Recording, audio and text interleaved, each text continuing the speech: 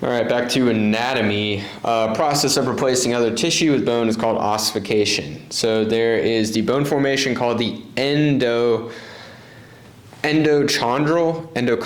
ossification. This intramembranous ossification process is the process for formation of flat bones. Flat bones develop in the connective tissue membrane that are replaced by spongy bone and then compact bone, fontanelles or soft spots on the infant's skulls. Yep, we have the endochondral ossification happening here, primarily the femur, and then the fontanelles are in the top of the skull. Where's the skull? Go back.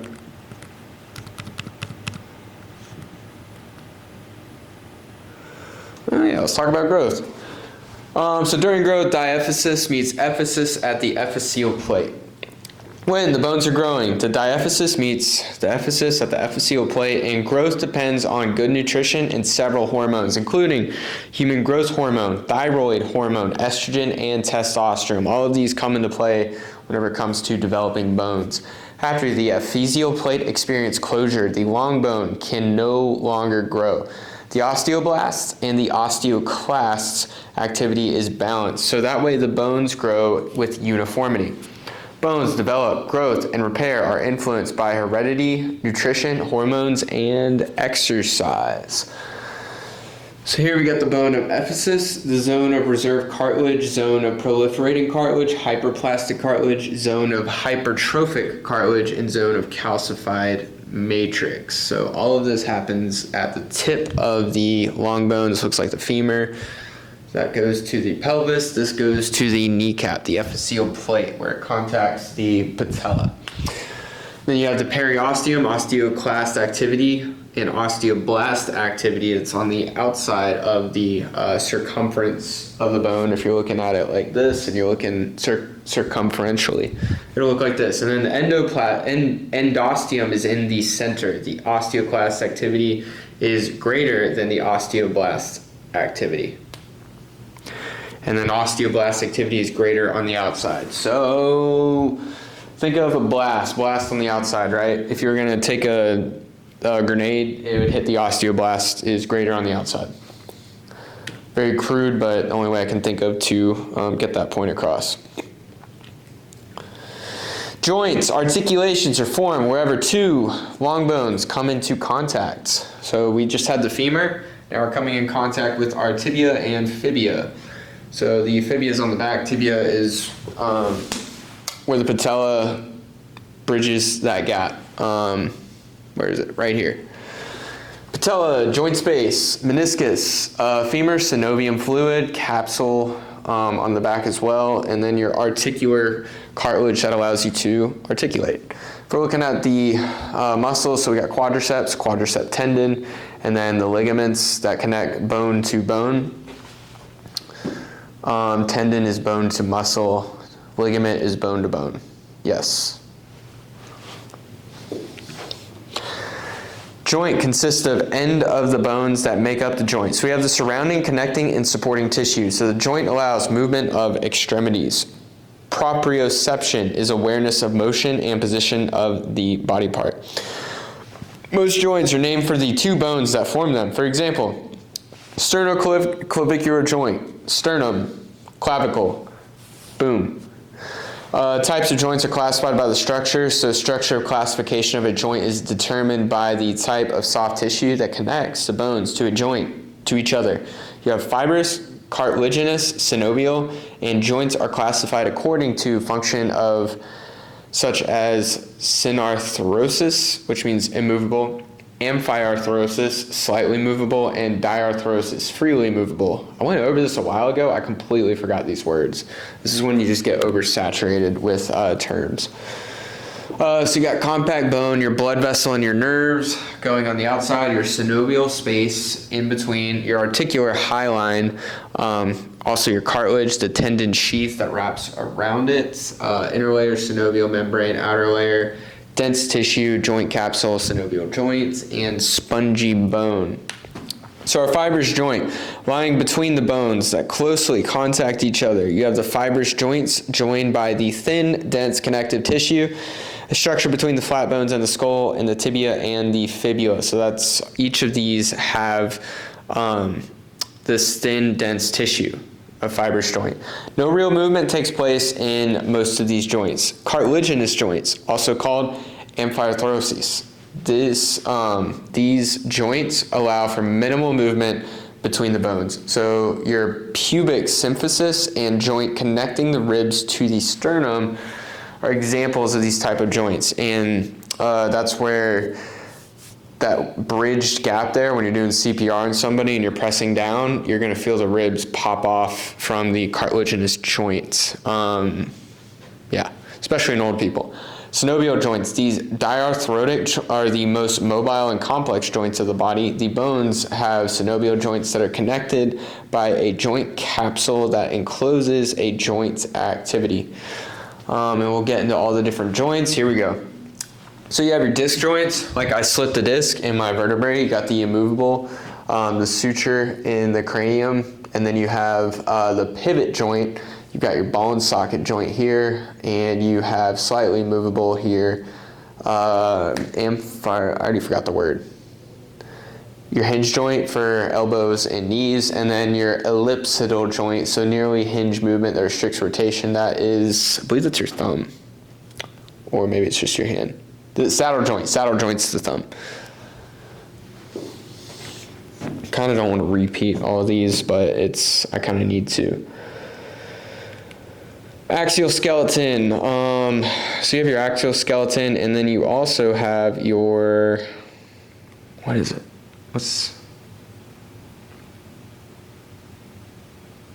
So you have your skull, your thoracic cage, and your vertebral column. So the brain within the skull, heart and lungs, great vessels within the thoracic cavity. You have your spinal cord. This is contained and protected by a bony spinal canal. Connects the brain to the skeletal muscles, skin, and structures by means of the spinal nerve. 31 pairs of spinal nerves attach to the spinal cord and communicate with structures primarily located in the neck, trunk, and extremities. Then your skull, so this is the top of the axial skeleton. The skull contains 28 bones, 3 anatomic groups: auditory ossicles, the cranial bones, and facial bones. The bones of the skull are connected by special joints, the sutures, that's these right up here. That's where the fontanelles connect whenever you're a baby. This picture shows the components of the skull from front and bottom view. Actually, let's go through this again. All right, so mandible, right? Mandibular jaw, maxilla, then you have your zygoma. Your nasal bone and your orbit, like orbiting eye socket. Frontal bone, cranium. So frontal bone, obviously in the front. Parietal bone, here we go. Parietal is in the back. Temporal on the sides. Occipital at the very back. Think of Django Unchained when he pulls out that piece of the skull. That was the occipital bone. The mastoid process, mastication for chewing. Mastoid process where it connects to the jaw. Temporomandibular joints, and then cervical vertebrae. From the bottom, we have our foramen magnum, the hole that connects the brainstem. You have your occipital bone. You have your vomer, where the nose is. Sphenoid bone. Palatine for your palate. Maxilla, we knew where that was. Frontal, sphenoid, temporal. Lacrimal bone for eyes, tear ducts. Zygomatic, and middle and inferior nasal concha. So I guess that holds your nose. Think of a conch shell, right? You go like inside.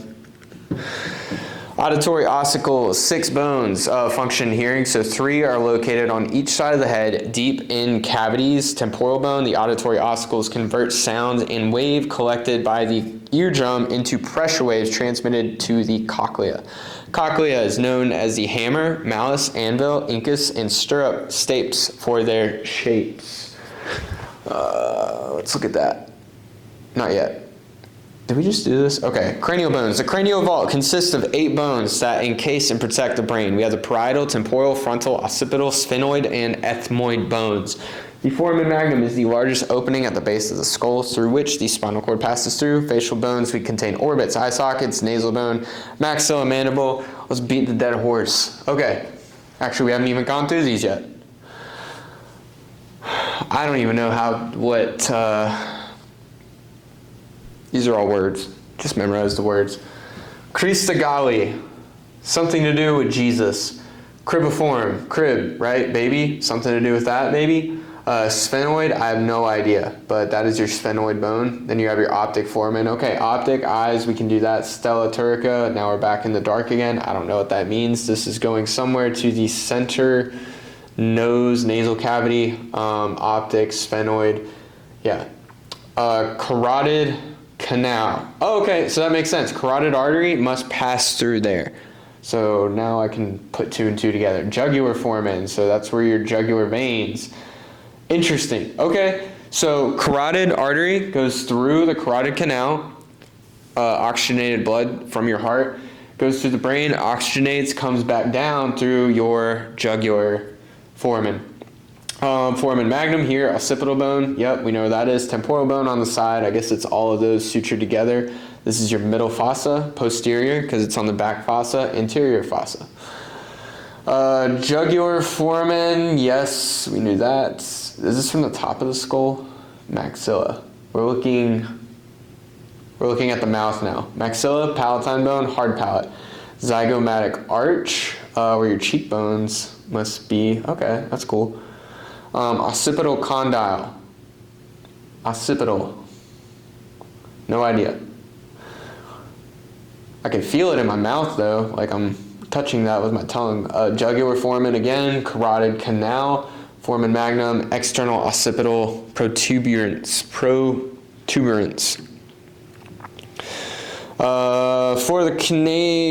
of the cranial vault is divided into 3 compartments. So we have the anterior fossa, the middle fossa, posterior fossa. Christogali, prominent bony ridge in the center of the anterior fossa and point of attachment of the meninges that surround the brain. Cribiform, plate of the ethmoid bone. On either side of the Christogali is the horizontal bone that is perforated with numerous openings foramina. The passage of the olfactory nerve, filaments from nasal cavity. On either side of the foramen magnum lie the occipital condyle, the occipital bone, which is the point of articulation. Portions of the maxilla and palatine bone, irregularly shaped bone in the posterior nasal canal form a hard palate. The zygomatic arch is the bone that extends along the front of the skull below low orbit. Facial bones. We have 14 facial bones in the structure of the face. Facial bones protect the eyes, nose, tongue, also protects entrances to the digestive system and respiratory systems. They provide attachment points for muscles that allow chewing. We have facial bones that include the following. We have maxilla, mandible, zygomatic bones, palatine bones, nasal bones, lacrimal bones, vomer, inferior nasal conchae, and both frontal and ethmoid bones contribute to cranial vault and the face. I guess we're just going off of this still. The facial portion of the cranium contains 2 orbits. Orbits contain the eyeballs that move, blood vessels, nerves, and fat. Frontal, sphenoid, zygomatic, maxilla, lacrimal, ethmoid, and palatine bones each form different portions of the orbit.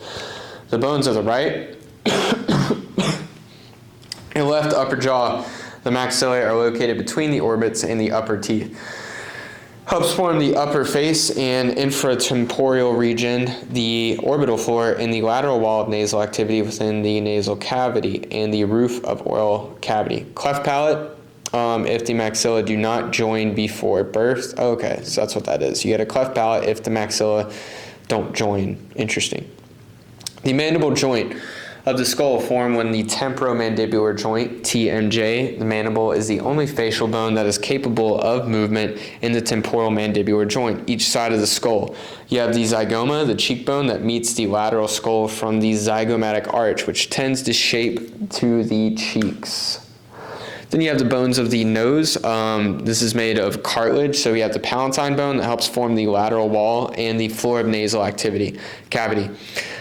The oral cavity is the posterior third of the heart palate, and the small portion of the posterior is the wall of orbit. So the nasal bone help form part of the bony ridge of the external nose, the lateral wall of the nasal cavity, and the smaller part of the bony nasal septum. Lacrimal bones form the medial wall of the orbits and the lateral wall of nasal activity. The external portion of the nose is formed mostly of cartilage. Paranasal sinuses, hollow, air-filled space that can help reduce the weight of the skull and provide resonance for the voice. It's located around the nasal activity and drain into it. Grouped into pairs, we have ethmoid, frontal maxillary, sphenoid, contaminants trapped by cilia of the epithelium, and it's moved toward where the mucus is removed by blowing the nose or entering the digestive system. Gross.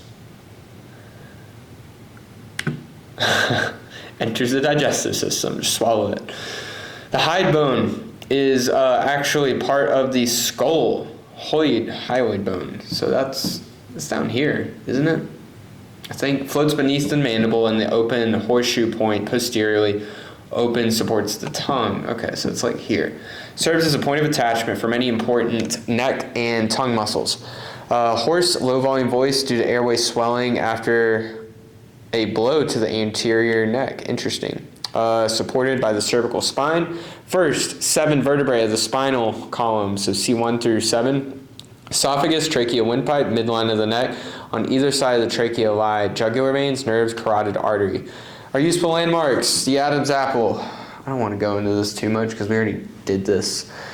First prominence of the center of the anterior surface of the neck, the upper part of the thyroid cartilage, and more prominent in men. Yes, we know that. Cricoid cartilage, the most prominent.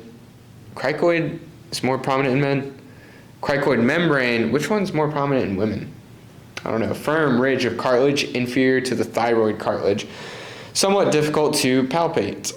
And we have cricoid membrane, soft depression that is made up of a thin sheet of connective tissue, and this tissue is called the fascia. Joins the thyroid cartilage and the cricoid cartilage in the middle of the neck.